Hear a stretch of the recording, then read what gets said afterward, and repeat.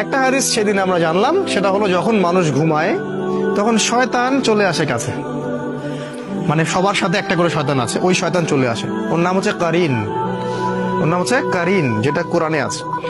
সে এসে এই যে আমাদের গর্দান আছে, এই গর্দানের মধ্যে তিনটা গিট দেয়, তিনটা গিট দেয়, এবং প্রতিটা গিটের সাথে সে বলে তোমার সামনে দীর্ঘ রাত, তুমি ঘুমাও, তোমার সামনে দীর্ঘ রাত, তুমি ঘুমাও, তোমার সামনে দীর্ঘ রাত, তুমি ঘুমাও, আরামে ঘুমাও। রাসূল সাল্লাল্লাহু আলাইহি ওয়াসাল্লাম বলছেন, যখন বান্দা যদি ফজরের আজান শুনে উঠে যায় তাহলে একটা গিট খুলে যায়, যদি সে ওযু করে তাহলে আরো একটা গিট খুলে যায়, আর যদি সে জামায়াতে এসে সালাত আদায় করে তাহলে তিনটা গিটই খুলে যায়। আর যদি এটা কাজ, এই তিনটা কাজ আমরা না করি, সকাল 8টা 9টা 10টায় উঠি, তাহলে তিনটা গিট নিয়েই সকাল করবে সে। তাহলে চিন্তা করেন তার সারাদিনটা কেমন যাবে। আর হয়তো এই কারণেই রাসূল সাল্লাল্লাহু আলাইহি ওয়াসাল্লাম 3 বার করে মাসাহ করেছেন, যাতে করে